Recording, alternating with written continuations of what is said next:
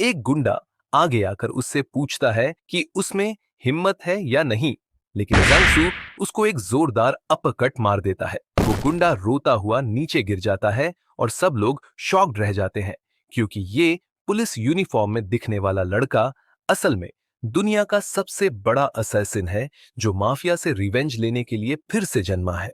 लेकिन उससे पहले एक औरत कुछ पुलिस ऑफिसर्स को बताती है कि गली में एक औरत मुसीबत में लग रही है। ऑफिसर्स कहते हैं कि वो चेक करने जा रहे हैं। जैसे ही वो औरत चली जाती है, उनमें से एक सांस छोड़कर बोलता है कि चलो घर चलते हैं। साफ दिख रहा है कि उसका मन नहीं है। उसका पार्टनर आसपास बैठे लोगों की तरफ इशारा करके कहता है कि हमें हेल्प करनी चाहिए, लेकिन वो ऑफिसर पूछता है कि आखिर क्यों करे। वो कहता है कि यहाँ बहुत सारे बदमाश हैं, हम दोनों क्या कर लेंगे, और अगर ऐसा न भी हो तो भी हम और झंझट ही खड़ी करेंगे। ये पहली बार नहीं हो रहा और अब ये सब परेशान करने लगा है। तभी बाहर से कोई चिल्लाता है कि लड़की को छोड़ दो। ऑफिसर मुड़कर देखते हैं तो उन्हें अपना ही साथी गली में दिखाई देता है। अटैकर पूछता है कि इस बंदे को क्या चाहिए। प्रोटैगनिस्ट बस इतना बोलता है कि लड़की को छोड़ दो। अटैकर हंसते हुए उसके पास आता है और पूछता है कि अगर वो न छोड़ना चाहे तो क्या करेगा, और उसके चेहरे पर स्मोक फूंक देता है। प्रोटैगनिस्ट एक तेज वार में उसके जबड़े पर मारता है और उसे गिरा देता है, यहां तक कि उसका सिगरेट भी नीचे गिर जाता है। वो दर्द की शिकायत करता हुआ नीचे पड़ा रहता है और सब लोग शौक में उसे देखते हैं। प्रोटैगनिस्ट बोलता है कि अगर वो लड़की को नहीं छोड़ेगा तो वो जबरदस्ती छुड़वाएगा। अटैकर उठकर अपने आदमियों को बुलाता है और वो लोग लड़ाई के लिए आगे बढ़ते हैं, लेकिन प्रोटैगनिस्ट बस एक ही वार में उसे फिर से उड़ाकर गिरा देता है। कार में बैठे ऑफिसर्स हैरान रह जाते हैं। अटैकर जमीन पर पड़े पड़े गंदी बातें बकता है। फिर वो अपनी कोट से ब्लेड निकालता है और बोलता है कि आज इसका पछतावा करवाएगा। प्रोटैगनिस्ट चैलेंज करते हुए पूछता है, क्या सच में वो अटैक करने वाला है। अटैकर बोलता है कि अभी इसी टाइम मुकाबला करेगा, लेकिन प्रोटैगनिस्ट बोलता है कि वो ऐसा कभी नहीं करेगा, क्योंकि उसके अंदर वो आंखें ही नहीं है जो सच में धमकी पूरी करती है। अटैकर हकलाते हुए पूछता है कि क्या वो सच में ये सोचता है कि वो उस पर अटैक नहीं करेगा। प्रोटैगनिस्ट बस उसे बोलता है कि करके दिखा। वो ब्लेड अपनी तरफ घुमाता है और उसे आगे बढ़ने के लिए उकसाता है, लेकिन साथ ही ये भी वार्न करता है कि अगर उसने सही से नहीं किया तो हार उसी की होगी, जिससे अटैकर डरकर पीछे हटने लगता है। वो ब्लेड गिरा देता है और डरते डरते पूछता है कि वो है कौन। प्रोटैगनिस्ट पूछता है कि उसे क्या लगता है। फिर उसका कंधा पकड़कर बोलता है कि वो ऐसे लोगों को रोकने वाला है जैसे वो है, और अपनी पुलिस कैप दिखाकर उसे फिर से डांटता है। इस सब से एक हफ्ता पहले ईनान के पोर्ट पर एक आदमी कार्गो क्रेट खोलता है और कई लोगों के सामने आकर बोलता है कि सब लोग यहाँ आ चुके हैं, और खुद को लेजेंडरी एजेंट बाई क्वांग के रूप में इंट्रोड्यूस करता है। उसका साथी डैन पुओंग पूछता है कि वो लेट क्यों आया और अपना इक्विपमेंट चेक करता है। वो जानना चाहता है कि क्या वो उन्हें हल्के में ले रहा है सिर्फ इसलिए कि ये उनका आखिरी मीटिंग है। प्रोटैगनिस्ट कहता है कि वो इतना भी लेट नहीं था, लेकिन वो मिशन क्या है ये जानना चाहता है। उसके सारे साथी उसे घूरते हैं।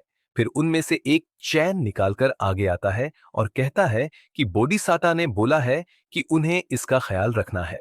एक आदमी चैन से अटैक करता है, लेकिन बकवांग खुद को डिफेंड करके उसे कोहनी के वार से खत्म कर देता है। वो बंदा गिर जाता है और प्रोटैगनिस्ट चैन घुमाकर पूछता है कि वो लोग क्या कर रहे हैं। डैन पुओंग रिप्लाई करता है कि ये बस उनका काम है, और प्रोटैगनिस्ट वही शब्द दोहराता है। उसका साथी कहता है कि ये लेजेंडरी एजेंट बाय क्वांग के लिए फेयरवेल सेरेमनी है। उनमें से एक ब्लेड लेकर आगे बढ़ता है, लेकिन प्रोटैगनिस्ट उसे चैन से बांधकर इमोबिलाइज कर देता है। वो सटीक वॉर करता है और फिर एक हैवी वेपन वाले आदमी का सामना करता है। वो आदमी उसके कंधे पर वार करने की कोशिश करता है, लेकिन प्रोटैगनिस्ट बस उसे कोल्ड लुक देता है और एक किक में उसे गिरा देता है।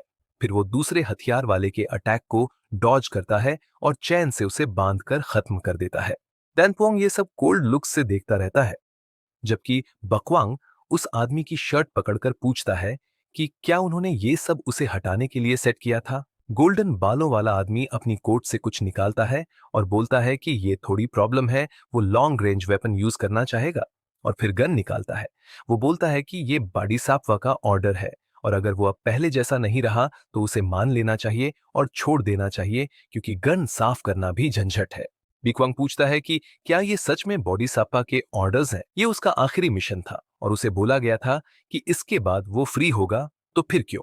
डनपुआन बोलता है कि ये सब बाद में पता चल जाएगा और गुड बाय बोलते हुए गन तान देता है। प्रोटैगनिस्ट गुस्से में उस पर झपटता है और फाइट जल्दी खत्म हो जाती है। मंदिर में अगरबत्ती जल रही होती है जहां बोडीसापा पूजा कर रहा होता है।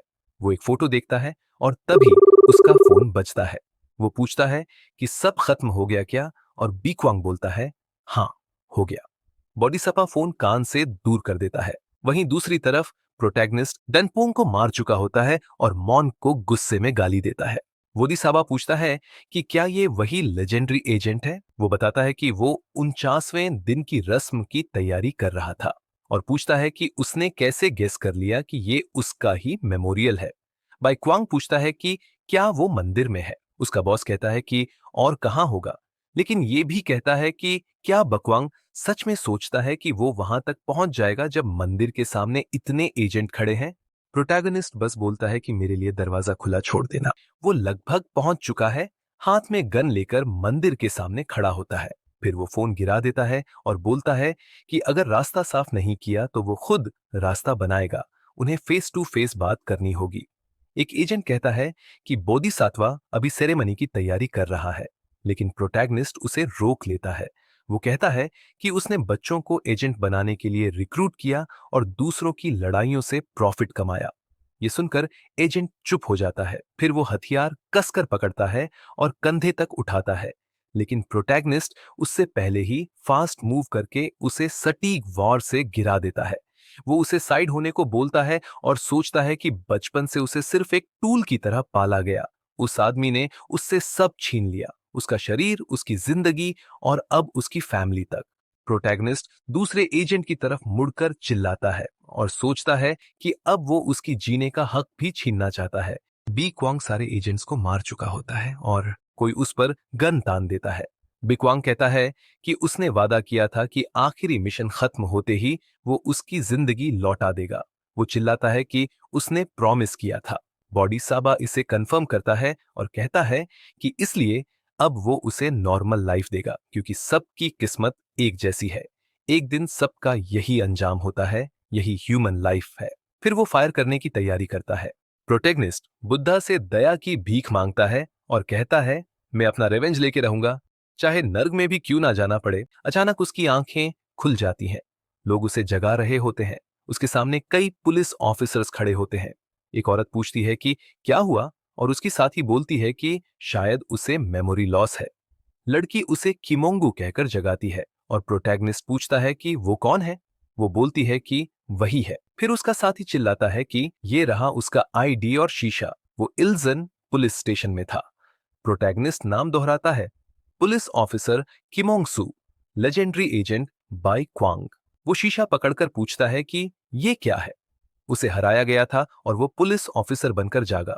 ऑर्गेनाइजेशन द्वारा धोखा दिए जाने के बाद उसे अपनी वापसी की प्लानिंग में बिजी होना चाहिए था, लेकिन यहां वो डांट खा रहा था। एक पुलिस ऑफिसर किम को डांट रहा होता है और प्रोटैगनिस्ट सोचता है कि वो इस हालत में कैसे फंस गया, जबकि उसकी साथी चुपचाप सिर झुकाए खड़ी रहती है। जब वो होश में आता है तो क्वांग उसे आईने में देखता हुआ दिखता है और कहता है कि इस आदमी ने सब कुछ छोड़ देने की कोशिश की थी। लड़की इसकी कंफर्मेशन करती है और पूछती है कि वो खुद के साथ ऐसा कैसे कर सकता था। उसकी कॉलीग कहती है कि वो खुशकिस्मत था कि उसे टाइम पर ढूंढ लिया गया और वो एक हफ्ते तक बेहोश रहा। फिर वुमन उसे ध्यान से सुनने को कहती है कि अपने सुसाइड नोट में अपने सीनियर्स के नाम लिख देने से उसकी सारी प्रॉब्लम सॉल्व नहीं होंगी। क्योंसू पूछता है कि वो क्या कह रही है और वो जवाब देती है कि उसने ही वो लिखा था। उस नोट में उन सीनियर्स के नाम थे जिन्होंने उसे बुली किया था और उसने उनके तरीकों पर सवाल उठाया था। बाहर वांग चिलमन कहता है कि इस साल के रूकीज इतने कॉम्प्लिकेटेड क्यों हैं। फिर वो कहता है कि प्रोटैगनिस्ट के पेरेंट्स ने क्राइम करने के बाद अपनी जान ले ली थी और पूछता है कि वो उन्हीं के नक्शे कदम पर क्यों चलना चाहता है।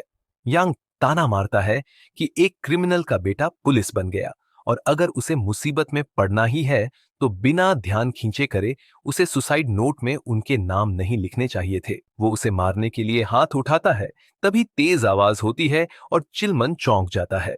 प्रोटैगनिस्ट उसका हाथ पकड़ लेता है और सीनियर पूछता है कि क्या वो पागल हो गया है और कैसे उसकी हिम्मत हुई उसे रोकने की। वो जो ग्योंग ही को बुलाता है और लड़की घबराकर जवाब देती है। चिलमन पूछता है क्या ये बगावत नहीं है और वो कहती है कि उसे अपनी जगह से कुछ दिख नहीं रहा। योंगन झुककर कहता है कि वो खुद उसे उठाने में मदद करेगा और अग्रेसिव तरीके से उसे पकड़ता है, जिस पर क्योंग सू उन्हें डांटता है। भाई उसकी तरफ मुड़ता है और क्योंग सू कहता रहता है कि ये जगह भी पूरी तरह गड़बड़ है। चिलमन पूछता है उसने क्या कहा, लेकिन प्रोटैगनिस्ट उसके हाथ पर और जोर डाल देता है। आदमी तड़पने लगता है और युनचिन पूछता है क्या हो रहा है। चिलमन उसे हाथ हटाने को कहता है, मगर प्रोटैगनिस्ट तेज वार करके उसे गिरा देता है। वो फर्श पर गिर जाता है और उसका भाई हैरानी से पूछता है ये क्या था। प्रोटैगनिस्ट अगली चाल की तैयारी करता है और एक डिसाइसिव ब्लो से पुलिस सीनियर को पूरी तरह बेअसर कर देता है। आदमी जमीन पर ढेर हो जाता है और सभी स्टंट रह जाते हैं। लड़की हैरान होकर कहती है वो सुपीरियर्स के खिलाफ जा रहा है। दूसरे कमरे में सुपरिंटेंडेंट चुई जिन्हा उसे बाहर निकलने को कहता है और पूछता है कि पुलिस वालों को आपस में लड़ते किसने सुना है, वो भी सीनियर से भिड़ते हुए। और क्या उसने सोचा कि सिर्फ पुलिस होने की वजह से उसे आसानी से निकाला नहीं जा सकता। वो पक्का करेगा कि वो दोबारा कभी यूनिफॉर्म ना पहन पाए और उसे अभी ऑफिस से बाहर जाने को कहता है। शाम ढलते वक्त प्रोटैगनिस्ट अपनी टोपी उतारता है और सोचता है कि हालात कितने खराब हो सकते हैं। उसे स्टेशन की घटना याद आती है और लड़की का किमोंग सू को पुकारना। वो पूछती है कि क्या वो पागल हो गया था और वो जवाब देता है कि ये सेल्फ डिफेंस था। एक और कॉलीग पूछता है क्या उसे याद नहीं कि उन दोनों का पिता डिप्टी कमिश्नर था और उसके पास 5 स्टार पुलिस क्लासिफिकेशन मार्क था, इसलिए उसे चुपचाप घर चले जाना चाहिए क्योंकि वो उसे मिस करेंगे। बेंच पर बैठा प्रोटैगनिस्ट कहता है कि इसी वजह से ऐसे लोगों को रोका नहीं जा सकता और वो उस पुलिस स्टेशन में बस अपना टाइम वेस्ट कर रहा था। उनके पिता के पास वो मेडल है जो आर्मी में जनरल स्टार के बराबर है। उसे लगा था कि कम से कम वो किसी हाई रैंकिंग ऑफिसर के रूप में रीबॉर्न होगा, लेकिन फिर भी उसे ऑर्गेनाइजेशन से बाहर ही रखा गया। और किम क्योंग सू अपनी टोपी देखते हुए याद करता है कि जब वो छोटा था तो जमीन पर पड़ा था और एक मंक ने हाथ बढ़ाकर पूछा था कि क्या वो उसके साथ चलना चाहेगा। बच्चा डरते हुए मान गया और समय के साथ वो बकवांग बन गया, ऑर्गेनाइजेशन का लेजेंडरी एनफोर्सर। मंक उसे बुलाता है और प्रोटैगनिस्ट खुद को बंदूक के सामने पाता है। वो बुद्धा से दया की प्रार्थना करता है और गोली चलने की आवाज आती है।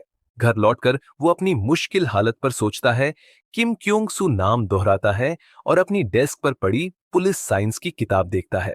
उसे उसके माता पिता और ऑर्गेनाइजेशन दोनों ने छोड़ दिया था और उसने अपनी जान भी गंवाई थी, लेकिन कम से कम एक बात समान थी और वो सोचता है कि क्या उसे अब चला जाना चाहिए। जियांगडू रीजन में कॉप पुलिस डिपार्टमेंट के अंदर 2 टैग मेडल वाले सुपरिंटेंडेंट जनरल होंग जून टैबलेट देख रहे होते हैं कि वाका टेम्पल इन्वेस्टिगेशन केस डिसमिस कर दिया गया है। तभी पीछे से आवाज आती है कि बहुत समय हो गया है और पूछा जाता है कि क्या वो ठीक है। होंग जून मुड़कर पूछता है ये क्या है, लेकिन प्रोटैगनिस्ट पीनता ने उसे रोक देता है और थोड़ी बात करने को कहता है। होंग पूछता है वो कौन है और वो जवाब देता है कि वो बी ग्वांग है। आदमी हैरान हो जाता है और पूछता है ये सब क्या है। हालात कुछ शांत होने पर होंग कहता है कि ये बेतुका है क्योंकि बाई क्वांग मर चुका था और पुलिस के रूप में जागना नामुमकिन है। प्रोटैगनिस्ट कहता है कि वो उससे यकीन करने को नहीं कह रहा क्योंकि वो उसे धमका रहा है और होंग आह भरता है। क्यूसू खड़ा होकर मिस्टर होंग को बुलाता है और कहता है कि वो हुआ गुस्का इन्वेस्टिगेशन में मदद करने वाला है। प्रोटैगनिस्ट कोल्डली उसे देखता है और मिस्टर होंग पूछता है कि वो आखिर है कौन। क्यूंगसू जवाब देता है कि वो बाई क्वांग है। टेबल के नीचे होंग रेडियो पकड़ लेता है और कहता है कि ये हुआगुस्का की बात करने की जगह नहीं है, लेकिन रेडियो आवाज करके उसकी प्लानिंग एक्सपोज कर देता है। प्रोटैगनिस्ट उसे फिर से बुलाता है और कहता है कि वो आखिरी बार दोहराएगा क्योंकि वो कोई फेवर नहीं मांग रहा। हॉलवे में सारे ऑफिसर गिरे पड़े होते हैं और प्रोटैगनिस्ट कहता है कि वो उसे धमका रहा था। होंग यकीन नहीं कर पाता और फिर वही सवाल दोहराता है कि वो कौन है। प्रोटैगनिस्ट फिर कहता है कि वो बाई क्वांग है और 3 साल पहले उन दोनों के बीच एक वादा हुआ था। जब सुपरिंटेंडेंट होंग जमीन पर घायल पड़ा था तो उसने उसका नाम पुकारा था और अपना परिचय दिया था। होंग पूछता है, क्या वो हुआ गुस्का से है? और प्रोटैगनिस्ट जवाब में पूछता है कि क्या वही बुद्धा के पीछे छिपा हुआ आदमी है जो इतना बवाल मचा रहा है। वो पहला इंसान था जो उसके इतना करीब पहुंचा और बुद्धा ने उसे एक मैसेज देने भेजा था कि उसे उस जैसे लोगों में कोई इंटरेस्ट नहीं है। ब्लेड को होंगजून की तरफ पॉइंट करते हुए वो प्रोटैगनिस्ट से दया मांगता है। तब बीक्वांग पूछता है कि क्या उसे सच में दया चाहिए। मिस्टर होंग कहकर अपना मास्क उतारते हुए बोलता है कि वो एक डील करने वाले हैं। वो सुपरिंटेंडेंट को जिंदा छोड़ देगा और बदले में वो वादा करेगा कि 3 साल के अंदर उस आदमी को जेल में डालेगा और उसके खिलाफ रिपोर्ट बनाने के लिए कुछ भी गढ़ लेगा। होंगजुन पूछता है क्यों, जबकि वो बुद्धा के ही ऑर्गेनाइजेशन में था। जिस पर बीक्वांग पूछता है कि क्या उसे मंक्स पसंद हैं, क्योंकि उसे उनसे काफी ज्यादा नफरत थी। प्रेजेंट में वापस क्योंगसू कहता है कि यही उनका प्रॉमिस था, लेकिन उसने उसे पूरा नहीं किया। फिर वो होंग के चेहरे को ध्यान से देखता है और कहता है कि उसे 2 टैगक्स मिले और इन 3 सालों में काफी प्रमोशंस हुए। यानी प्रॉमिस तोड़ा ही नहीं, बल्कि सुपरवाइजर्स की भी खूब चापलूसी की। इसलिए अब उसके पास कोई चॉइस नहीं बचा और उसे परमानेंटली रोकना पड़ेगा, जिससे होंग डर जाता है। होंग चिल्लाकर कहता है कि उसने जानबूझकर प्रॉमिस नहीं तोड़ा, उसके पास कोई ऑप्शन नहीं था। और क्या उसे लगता है कि वो सिर्फ सीनियर्स को खुश करके यहां तक पहुंचा है। इस पोजीशन पर कॉन्फिडेंशियल इंफॉर्मेशन तक पहुंचना आसान होता है और जितनी इंफॉर्मेशन उसने इकट्ठा की थी उसके बाद प्रेजेंटेशन में उसके सीनियर्स ऑर्गेनाइज्ड एनफोर्सर्स के ग्रुप के बारे में पूछते हैं, क्योंकि उसके हिसाब से उस ऑर्गेनाइजेशन का हेड मंक युआ है, जिसे बुधा कहा जाता है। होंगजुन स्क्रीन पर उसका चेहरा दिखाते हुए कंफर्म करता है, लेकिन सीनियर्स हंसते हैं और कहते हैं कि सुपरिंटेंडेंट जनरल होंग शायद ज्यादा कॉमिक बुक्स पढ़ रहा है, क्योंकि हागा का टेम्पल एक नेशनल कल्चरल हेरिटेज साइट है। जून कहता है कि स्क्वाड की इन्वेस्टिगेशन यही प्रूव करती है, लेकिन उसे बीच में रोक दिया जाता है। उसके सामने खड़ा एक आदमी जिसके कंधे पर 5 टैगक्स थे कहता है कि अगर वो केयरफुल नहीं रहा तो डिवाइन रेट्रीब्यूशन झेलनी पड़ सकती है, जिससे होंग चौंक जाता है। वो आगे कहता है कि रिलीजन को पर्सनल रखा जाए और अपने काम से काम रखा जाए। क्योंगसू समराइज करता है कि किसी ऊपर वाले ने उसे रोक दिया और होंग कंफर्म करते हुए उसे एक एनवेलोप देता है कि वो खुद देख ले, क्योंकि यही वो सब है जो उसने और उसकी स्क्वाड ने बहुत मेहनत से इकट्ठा किया। प्रोटैगनिस्ट पेपर्स को तेजी से पलटते हुए पढ़ता है और कहता है कि अब उसे समझ आ गया, लेकिन उसे इसलिए रोका गया क्योंकि उसकी इन्वेस्टिगेशन वीक थी। फिर भी कुछ बातें सही थीं, इसलिए वो उसे अभी के लिए जिंदा छोड़ देगा। लेकिन तुरंत पूछता है कि वो इतना रिलीव्ड क्यों लग रहा है, क्योंकि उसने कहा था अभी के लिए, जिससे मिस्टर होंग नर्वस हो जाता है। क्योंगसू कहता है कि अब से होंग उसकी मदद करेगा ताकि उसे परमानेंटली रोका ना जाए। सल्यूट करते हुए कहता है कि आगे से अच्छे से निभाएंगे और उसे सुपीरियर होंग कहकर छोड़ देता है, जिससे होंग शॉक हो जाता है। सुबह की चहचहाहट के साथ इल्सन पुलिस स्टेशन में जयोंगी और उसकी कॉलीग कंप्यूटर पर काम कर रही होती हैं। तभी दरवाजा जोर से खुलता है। वो पूछती हैं क्या था और क्योंगसू गुड मॉर्निंग बोलता है। लड़की पास आकर पूछती है कि क्या उसे फायर नहीं कर दिया गया। क्रुइना गुस्से में ऑफिस से निकलकर पूछता है कि ये हंगामा क्या है और सामने को देखकर उसका नाम लेता है। वो कहता है कि उसने मना किया था यहां दोबारा मुंह दिखाने से और उसके सीनियर्स मेडिकल लीव पर हैं, इसलिए उसे जल्दी गायब हो जाना चाहिए। तभी क्योंग सू के पीछे से कोई फिगर आता है। चाइना स्टंट हो जाता है और सुपरिंटेंडेंट जनरल कहकर पुकारता है। बाकी ऑफिसर्स सल्यूट करते हैं और क्रोइना पूछता है कि वो यहां क्यों आए हैं। होंगजुन कहता है कि वो बस देखने आया था कि क्योंगसू का वर्क प्लेस कैसा है और यहां क्या चल रहा है। क्रोइना दोनों के रिश्ते के बारे में पूछता है तो सुपरिंटेंडेंट जनरल कहता है कि ऑफिसर किम क्योंगसू उसका सेवियर है, इसलिए उसे अच्छे से ट्रीट करे। बाहर क्योंगसू कमेंट करता है कि हाई रैंकिंग ऑफिशियल होने पर लाइफ कितनी इजी होती है और होंगजून पूछता है कि अभी के लिए बस यही चाहिए। क्योंगसू कहता है कि एक और फेवर है। रात में हगुका टेम्पल में बुद्धा उसी पेंटिंग के सामने स्फीयर्स बजाते हुए प्रार्थना करता है। उसे प्रेजेंस महसूस होती है और पूछता है कौन है। बीक्वांग कहता है कि वो एक पूर सोल है जो बड़ा सा ग्रुज लेकर घूम रहा था। मंग चौंक जाता है और प्रोटैगनिस्ट अंदर आता है, कहता है लोग उसे गोस्ट कहते हैं। युवा अगरबत्ती उठाकर फेंकने आता है, लेकिन बीक्वांग आसानी से डॉज कर लेता है और कहता है कि मंग को मंदिर को नुकसान नहीं पहुंचाना चाहिए। अगरबत्ती दीवार से निकाल देता है। मंग पूछता है कि वो कौन है जो ऐसा मास्क पहनता है, और प्रोटैगनिस्ट फिर कहता है कि वो बस एक गोस्ट है। युवा उंगली चटकाता है और उसके सबॉर्डिनेट्स आ जाते हैं। वो कहता है कि फिर उसे लाइट तक पहुंचाने में मदद करनी चाहिए। लोग उस पर एडवांस करते हैं।